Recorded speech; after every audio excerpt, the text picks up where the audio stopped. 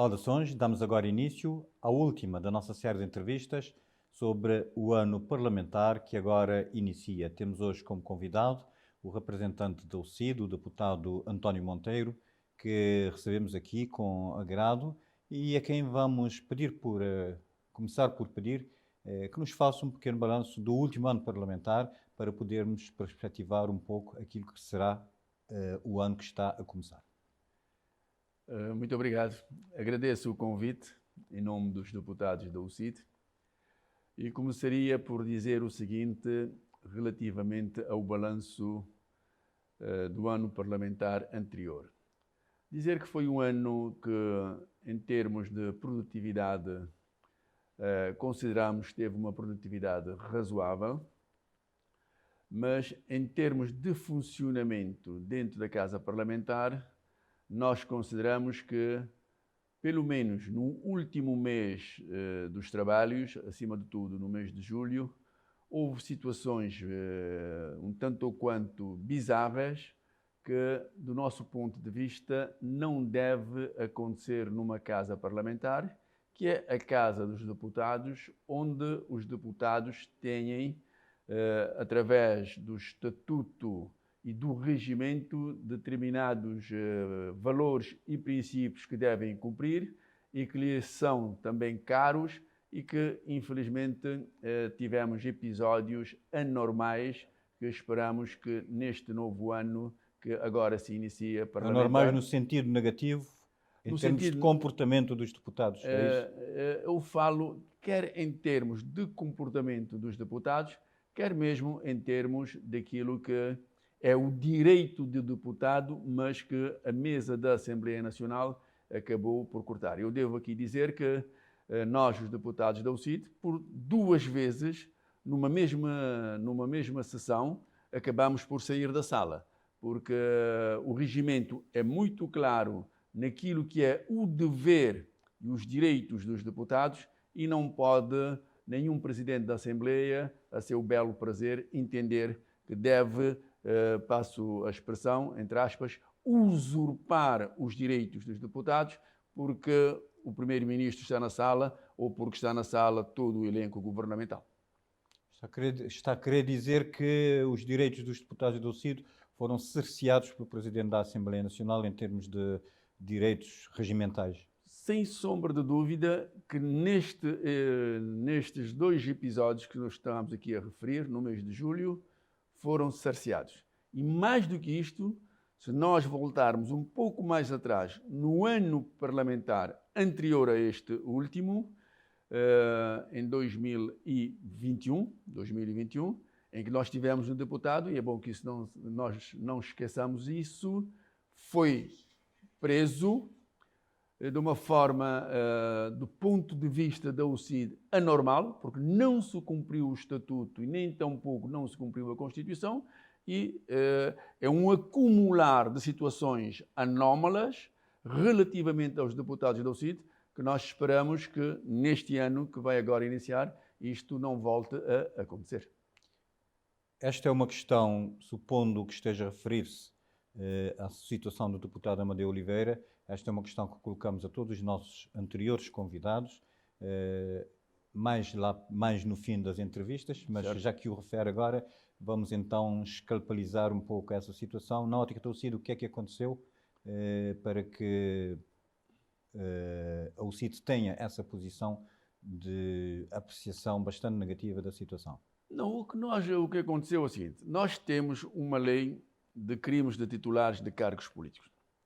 E esta lei é muito clara.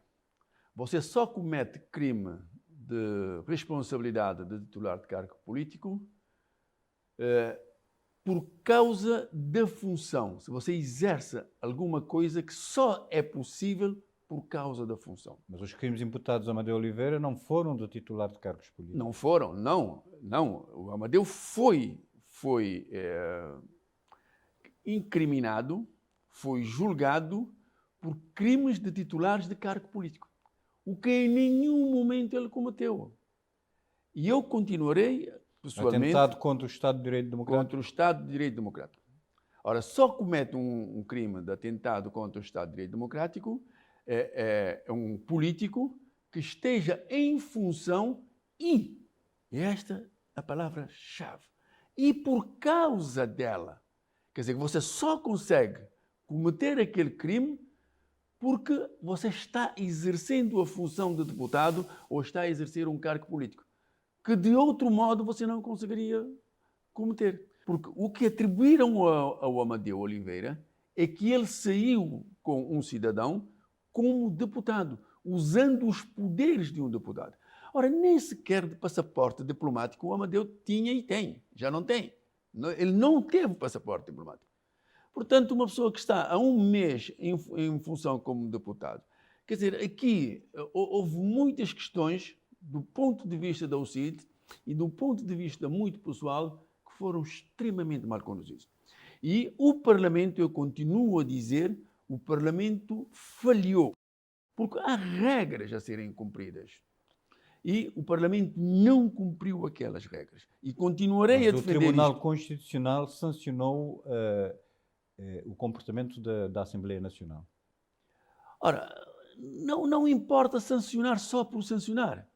Ao sancionar deveria ter consequências. Não houve consequências nenhuma. O cidadão, o deputado, que ainda, infelizmente, ainda ele é deputado, porque o processo está a decorrer, porque ainda não se transitou em julgado, e, portanto, nós temos esperança, nós, a UCIT, e eu pessoalmente tenho esperança, que pronto, um dos recursos que está no Tribunal Constitucional realmente venha dar razão, ao fim e ao cabo, a toda esta luta que nós, a UCIT, fizemos e continuamos a fazer, e que o próprio deputado Amadeu Oliveira também continua a fazer, mesmo estando preso na cadeia da Ribeirinha. Daí que, só para concluir, nós temos que dizer aqui que se o Parlamento tivesse cumprido escrupulosamente, na íntegra, aquilo que dita quer o regimento, quer a Constituição e as demais leis da República, garanto-lhe que o Amadeu Oliveira não estaria hoje na prisão da Ribeirinha. O CID vai fazer regressar este assunto à plenária da Assembleia Nacional? Neste momento, o que nós não iremos deixar é cair no esquecimento esta questão. Como aqui na Assembleia Nacional? Na Assembleia Nacional, fora da Assembleia Nacional, porque é uma questão de justiça, é uma questão de direito do cidadão. Porque nós não podemos subalternizar aquilo que é o direito de um cidadão, porque o cidadão é inconveniente nesta ou naquela matéria.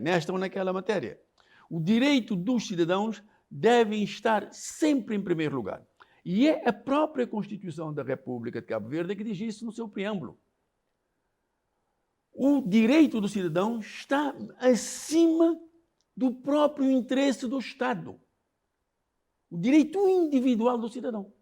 Ora, não se pode, com situações que nós consideramos que não estão devidamente clarificadas, manter preso um cidadão porque houve vários erros de início e agora há uma grande dificuldade em se querer pôr nos eixos, pôr o comboio nos trilhos, para que realmente se faça justiça.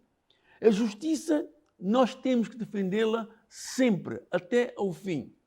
Custe o que custar. E se nós estamos no Estado de Direito, o direito tem que ser sempre o farol, tem que ser sempre a espinha dorsal que nós deveremos seguir para que se garanta, qualquer que seja o cidadão, ou um cidadão que esteja num patamar superior, ou um cidadão que esteja num nível normal, básico da nossa sociedade, nós devemos garantir-lhe sempre o direito à justiça, em que momento for e em que circunstâncias for. Tendo em conta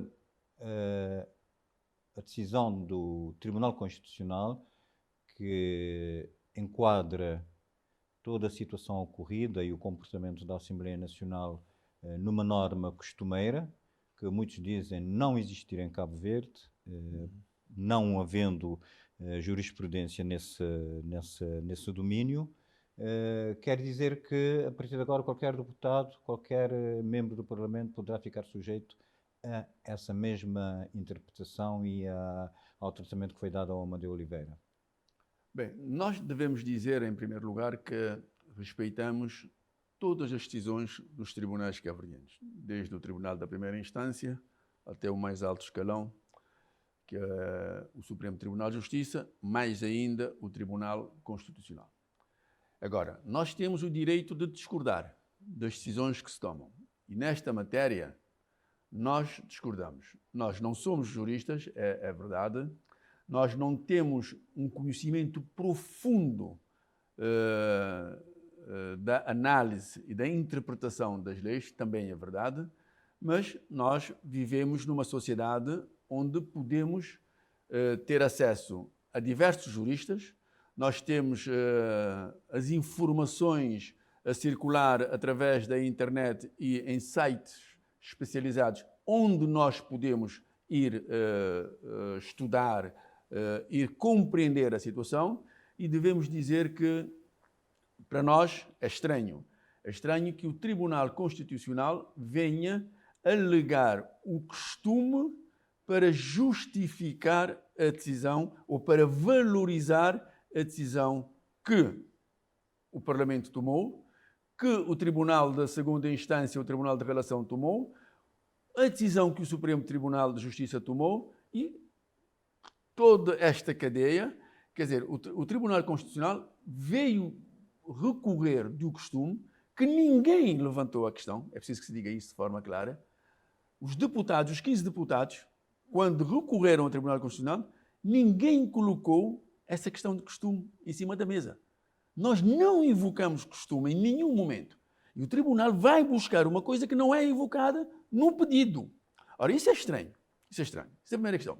A segunda questão, nós temos que há bem poucos anos atrás, esta mesma questão de costume foi liminarmente rejeitada pelo Tribunal Constitucional.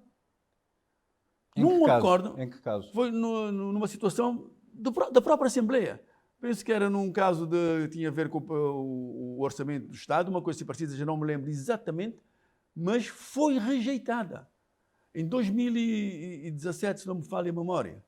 Há bem pouco tempo. Mas pode ter registrado numa situação e aplicar Não, noutra costume, com legitimidade, não é? Não pode.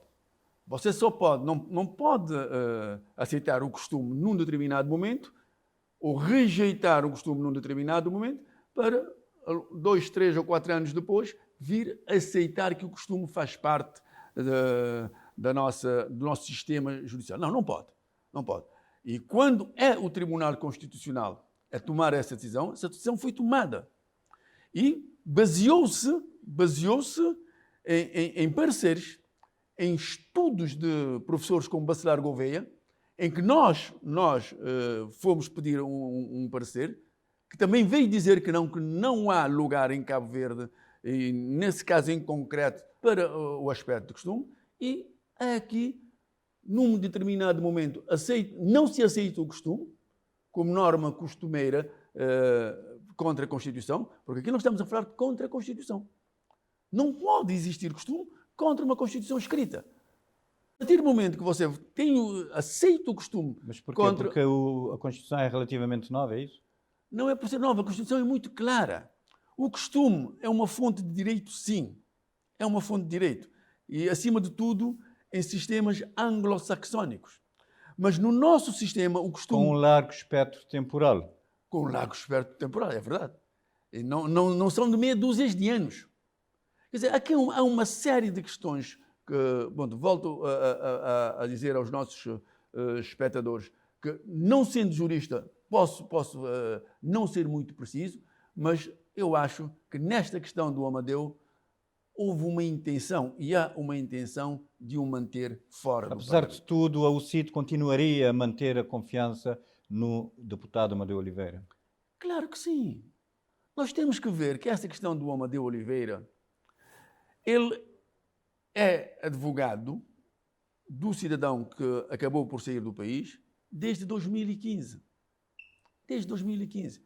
E o Amadeu foi eleito deputado em 2021, 6 anos depois. E o Amadeu, mesmo ele estando na cadeia, recebe notificação dos tribunais sobre o seu constituinte, que é o Arlindo Teixeira. Ora, depois, quer dizer, há aqui muitas questões que não são claras. E eu, pessoalmente, enquanto for deputado, como cidadão, eu luto pela justiça. Eu quero que o meu país tenha justiça. Qualquer um de nós que possamos cometer crimes, temos que ser julgados. Mas nós temos que ser julgados pelo crime que cometemos. E não por crimes que às vezes inventam-se. Eu devo relembrar-lhe, Orlando, que há bocado ele disse que a lei de responsabilidade de titulares de cargos políticos diz uma coisa que é interessante. Você só comete crime político por causa da função que está a exercer. Quer dizer, o Amadeu não poderia sair com o Arlindo Teixeira sem ser deputado? Foi o que ele fez. Mas aí resta O Amadeu não utilizou a Mas aí deputação. resta ficar claro se o crime imputado a Amadeu Oliveira é um crime de titular de cargo político. É um crime de esta titular de questão, cargo de qualquer político. forma, fica clara a posição do CID, através do senhor deputado. Já nos debruçamos um pouco mais longamente sobre esta questão do Amadeu Oliveira, o que se justifica, tendo em conta que ele era... É deputado. Ele era, não, ele é deputado do CID. do Continua a CID, ser deputado. é Ainda deputado do CID. O CID tem sido um dos principais intervenientes nesta questão, mas proponho passarmos agora a outros assuntos Com certeza. relacionados ainda com o último ano parlamentar. Além desta questão, que fez questão de enfatizar e bem, e dos atropelos que diz que diz que o CID foi vítima por parte da mesa da Assembleia Nacional, que outras incidências, que outros pontos foram relevantes no último ano parlamentar para o CID? Eu penso que há pontos extremamente positivos no último ano parlamentar. Às vezes, quando há vontade, acima de tudo por parte do maior partido com representação nesta casa parlamentar, em estabelecer consensos, em estabelecer pontos, muitas coisas funcionam de forma tranquila. Ora, daí que é uma lição que nós devemos retirar, de que não vale a pena estarmos sempre com pedras na mão para atacar o adversário. Porque aqui nesta casa parlamentar, do ponto de vista do CID, não existem inimigos. Está a falar do que sujeito parlamentar, quando fala de estar com pedras na mão para atacar o adversário? Não, há aqui sempre, quer dizer, eu tenho que dizer que estamos todos com pedras na mão. Mas aqui o debate parlamentar devia ser mais sereno, é isso mais que está sereno. a dizer. O debate parlamentar deveria ser mais sereno. E mais concentrando-se, se calhar, com os interesses do país, com os interesses do país, com os interesses partidários, é isso? Evidentemente. E é necessário, por exemplo, o partido que tem o maior número de deputados, que nesse caso é o MPD, que tem 30 deputados, deveria procurar sempre 30 não, 40, sim, 30 deputados. Deveria procurar sempre a possibilidade de estabelecer contactos com os outros partidos, com o CID e com o PICV, independentemente se é matéria que exige a maioria relativa ou se é matéria que exige maioria qualificada. Porque se o partido com o maior número de representantes na Casa Parlamentar fizesse, não é 30, 38, cometi uma gafe, fizesse realmente esse exercício, nós baixaríamos muito as tensões políticas ou partidárias dentro do Parlamento, estaríamos em melhores condições de debater vários assuntos e estaríamos mais preparados para defender em toda a linha os interesses dos cidadãos cabo-verdianos. Mas aqui o que nós notamos é que quando... Em que situações, por exemplo, há situações de debate que são abstratas, há situações de debate que são concretas e que têm impacto na vida das pessoas, como, por exemplo, no caso do Orçamento de Estado. Não, repare. É esse um dos momentos em que... Não, há vários momentos aqui no Parlamento que são momentos que nós entendemos, em termos de aprovação da lei, quer dizer, a lei mais importante é o Orçamento de Estado. Por exemplo, mas o Orçamento de Estado passa só com uma maioria simples. O MPD é suficiente para passar o Orçamento de Estado. Mas aqui nessa situação concreta, repare, as propostas que nós, os deputados da UCID, apresentamos, nem sequer uma vírgula é aceita. E é aqui que eu acho... Nunca foi. Nunca foi. Nem com este governo, nem com os governos anteriores. É sempre assim. Os partidos que têm maioria absoluta confundem a maioria absoluta com o poder absoluto.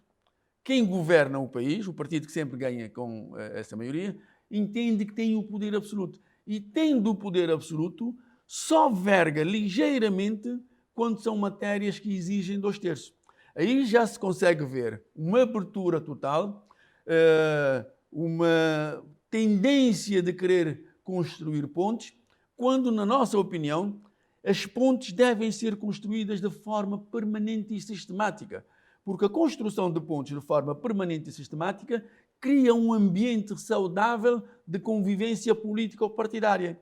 E esse ambiente saudável de convivência político-partidária irá permitir que determinadas crispações, em determinados momentos de pico, possam ser relativamente suavizados.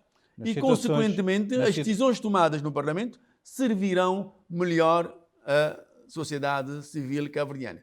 Mas isso, Orlando, desculpa-me continuar, desculpa-me, eu vou já terminar. Esteja à vontade.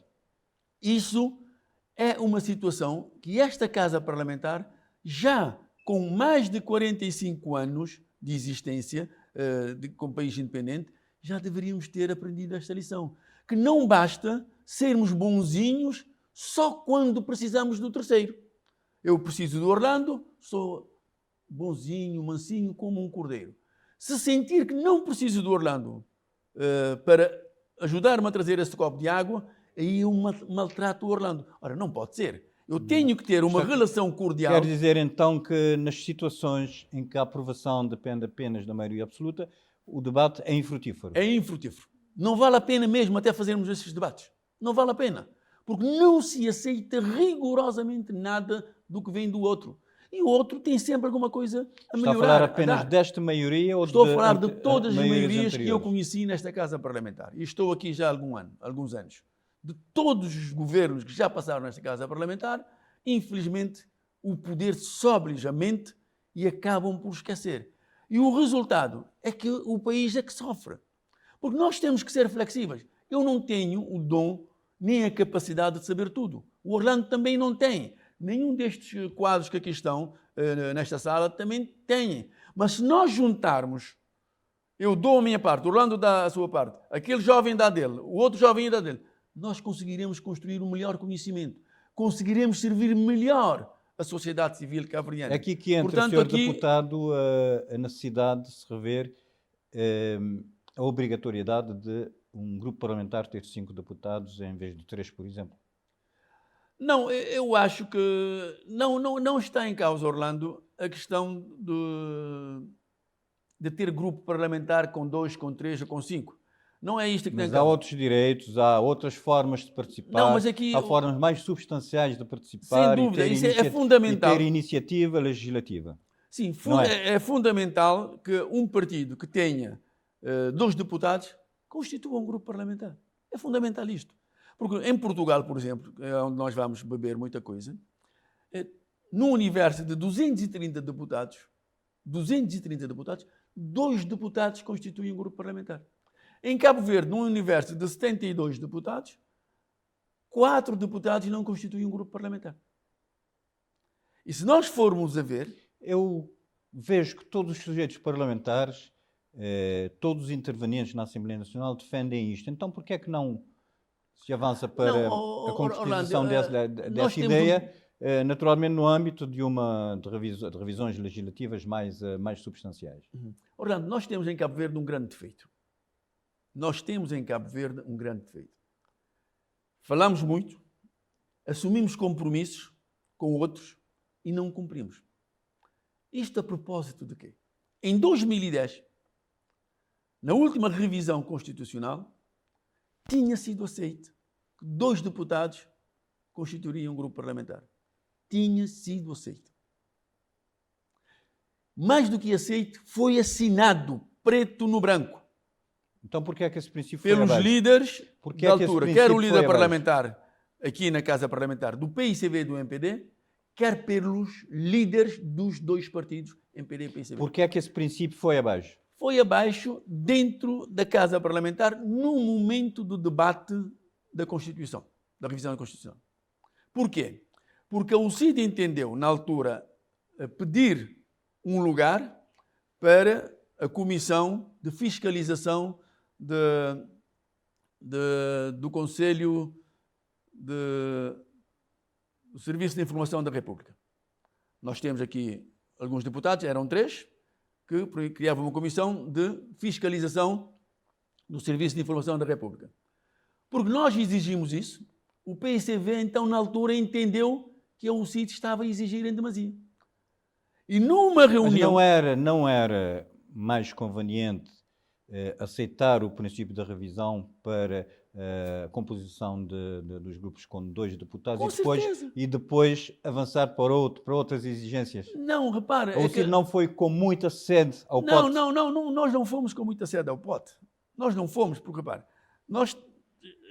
estas 2 situações estavam a decorrer ao mesmo tempo. Então, numa reunião ali na sala multiusos, aqui no Parlamento, na sala multiusos, pronto, o PICV entendeu que já que a UCIT está a pedir para fazer parte desta comissão, então não vão ter nem a comissão, nem com 2 deputados. Mas este assunto vai voltar à agenda numa próxima iniciativa de revisão constitucional? Eu não sei dizer, eu aqui já estou como Santo Tomé. É ver para crer. Quando acontecer... Mas pelo menos o agendamento será feito? Nós, a UCIT, iremos apresentar, já deveríamos ter apresentado há muito tempo, porque nós só não fizemos, porque numa concertação com o presidente do MPD, pediu-nos para esperar um bocado, porque uma revisão constitucional é algo que irá, a partir do momento que se dê a entrada, tem 60 dias para o processo iniciar, né? Então nós esperamos, mas já esperamos muito. Mas a UCIT não andará muito à sombra das maiorias aqui no Parlamento? Não, eu acho que não. Eu acho que nós não andamos à sombra. sombra. Ou a depender das iniciativas nós não dependemos das maiorias? Não, nós não dependemos. Repara, a UCIT, o seu percurso aqui no Parlamento tem sido um percurso interessante. Porque eleições após eleições, a UCIT duplica os seus números de votos. Isso é preciso dizer. De eleições para eleições, a UCIT duplica o seu número de votos. Nós entramos em 2006 nesta Casa Parlamentar com cerca de 4.000 e tal votos de São Vicente. Foi o único círculo eleitoral que nós concorremos. Conseguimos entrar à Casa Parlamentar com 2 deputados, com 4.000 e tal votos. Hoje, em 2021, temos cerca de 20.000 votos.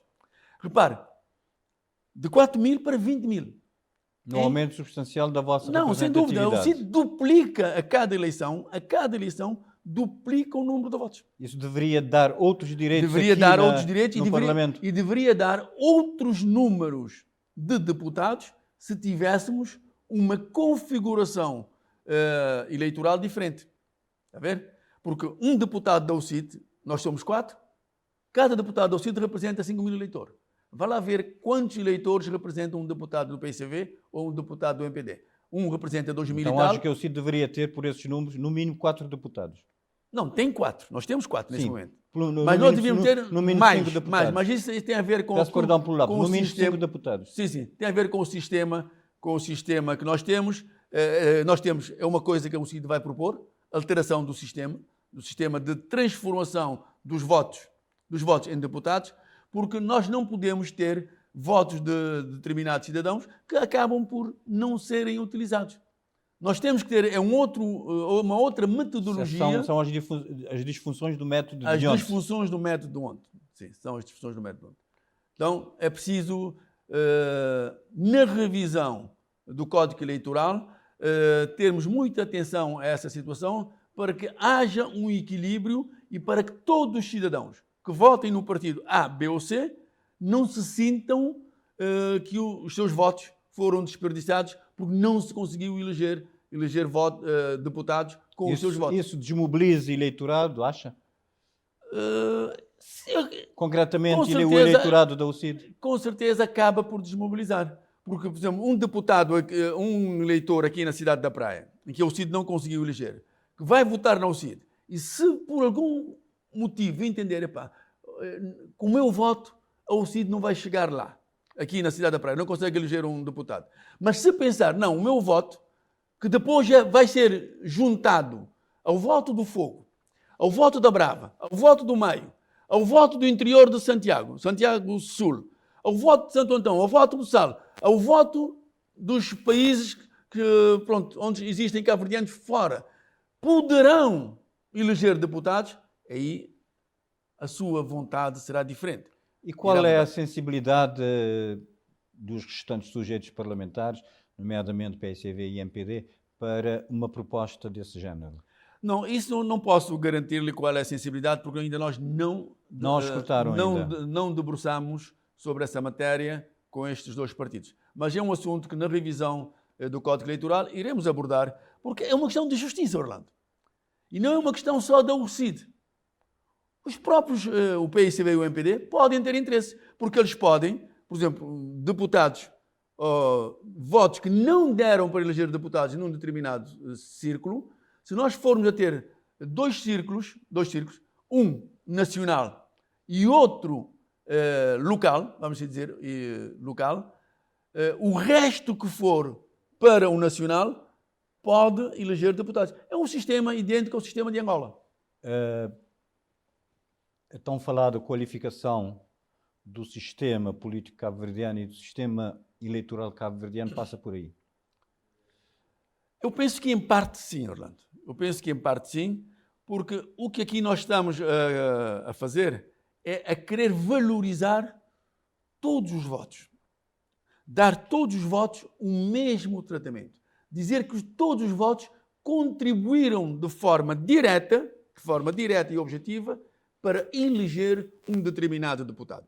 Porque o que eu acabei de dizer aqui há bocado, repare, os votos que nós tivemos em Santiago, Norte e Sul, no Fogo, na Brava, no Maio, em São Nicolau, em Santo Antão, no Sal, nenhum destes votos contribuiu para eleger um deputado da UCID. Considero a pergunta... Só os deputados foram eleitos só com votos de São Vicente. Considero a pergunta respondida. Eu passava para uma perspectivação do próximo, do novo ano parlamentar, para lhe perguntar quais são os grandes dossiês que, em termos legislativos, em termos de debates e em termos de assuntos a serem trazidos à Assembleia Nacional, nomeadamente em termos de fiscalização da governação, o que é que deverá transitar para o novo ano? Bom, desde logo para nós, o importante para este novo ano é a revisão da Constituição da República. Porque nós estamos com algumas situações que consideramos que é preciso rever a Constituição para atualizarmos a Constituição com as novas demandas. Portanto, nós pretendemos, até o fim deste ano civil, apresentar a esta Casa Parlamentar um projeto de lei para a revisão ordinária, penso eu, a terceira revisão ordinária da Constituição da República, e esperamos que os outros... Com que focos? Há focos em determinadas situações. Então, desde logo a questão dos direitos dos deputados, a questão da justiça, a questão do número dos deputados. Nós temos que redimensionar, sim. A questão da regionalização. Nós queremos que a Constituição da República aborde de forma clara e objetiva esta questão, porque entendemos que é um aspecto que os políticos têm algum receio de abordar, porque entendem que a regionalização pode retirar... Acha que o que está na Constituição em termos de regionalização é vago? É muito vago. É muito vago e não impõe... Então, que tipo de comandos espera que... Nós iremos trazer isso serão introduzidos na revisão, porque a UCID, como sabe, nós defendemos a regionalização política, né? E vamos tentar mostrar que esta nossa intenção é a melhor para servir os interesses dos cabo-verdianos na atual conjuntura que nós estamos a viver. E há um outro aspecto também que nós queremos aqui trazer, tem a ver com a questão da língua cabo-verdiana na Constituição. Porque a Constituição tem que dar um comando muito claro e objetivo sobre a língua cabo-verdiana. Nós não podemos ficar naquela dimensão que não se sabe se é peixe ou se é carne, né? Nós temos de dar um comando muito claro e objetivo, dizer de forma objetiva, não, a língua cabo-verdiana é a língua oficial cabo-verdiana e, como tal, para criarmos todas as condições para que as coisas possam andar. Vejo que a classe política atribui muita importância. O senhor não é o primeiro sujeito parlamentar a falar disso. Atribuem muita importância à questão da língua. Terá impacto no desenvolvimento do país? E de que forma? Olha, eu não sou a pessoa mais indicada para dizer que terá impacto ou não, porque não sou linguista e, portanto, tenho alguma dificuldade. Mas é político. Sou político. Tenho alguma dificuldade em saber se aquilo que dizem, entre aspas, aquilo que dizem, que uma criança aprende melhor falando na sua língua materna, é de facto uma realidade ou não. Eu não posso fazer esta avaliação. Mas por aquilo que eu entendo, por aquilo que é a minha vivência no dia a dia, o que eu sinto é que as crianças, acima de tudo os jovens, comunicam melhor no crioulo do que em português. Isto provavelmente porque descuramos... Se tem impacto no ensino, se tem impacto na capacidade de aprendizagem das crianças, logo teremos melhores cidadãos melhor preparados e, por conseguinte, com impacto no desenvolvimento do país. É isso que eu quero dizer-lhe. É isso que eu quero dizer. Não, eu não estou a afirmar, estou a perguntar. Não, é isso que, por isso também que eu estou a dizer. É isso que eu quero dizer, porque eu não tenho essa capacidade de fazer esta análise, de saber se realmente os jovens ou as crianças aprendem melhor na nossa língua materna ou se aprendem melhor na língua portuguesa. Ora, a acreditar naquilo que dizem os especialistas na matéria linguística, sim, as crianças aprendem melhor na sua língua materna. Ora, se isso for verdade, então nós temos que fazer este caminho. Nós temos que seguir, porque se as nossas crianças aprenderem melhor, apresentarem melhor capacidade na absorção das informações que lhes permitem amanhã ser melhores quadros, melhores técnicos, então temos que ir por este caminho. Não descurando, como é óbvio, de outras línguas, como o inglês, que eu defendo que também deve ser uma língua que deverá ser ensinada desde a pré-primária, porque nestas idades, segundo os especialistas, a capacidade de aprendizagem das línguas é superior do que em outras etapas etárias. Então, pronto, o inglês, o francês, o próprio português. Portanto, eu acho que temos que ir por este caminho. Um outro aspecto para nós importante, nós temos que, nesta Casa Parlamentar, a nossa capacidade de fiscalização do governo. Porque, por mais que as leis determinem que os deputados fiscalizam o governo, mas nós temos muitas dificuldades em fiscalizar o governo. Muitas. Foi assim com o PICV, está sendo assim com o MPD. Porque quando se pede determinadas informações, estas acabam, às vezes, ou por não chegar, ou por chegar tardiamente. Quando chegam tardiamente, às vezes, aquilo que você queria fiscalizar... condiciona fiscalizar... os direitos da oposição, nomeadamente nesta questão de que falo, que é a fiscalização dos atos governativos e da governação de uma forma geral. Eu agradeço-lhe a sua disponibilidade para esta entrevista. Terminou? Ficamos por aqui, terminou, porque o nosso tempo é limitado, porque não queremos entrevistas muito longas que depois são de difícil absorção pelos nossos telespectadores. Essa é a nossa ótica neste conjunto de entrevistas que estamos a fazer. Agradecemos, muito obrigado, e nós também nos despedimos com esta última entrevista com os principais sujeitos parlamentares na perspectiva do ano parlamentar que está a começar aqui na Assembleia Nacional.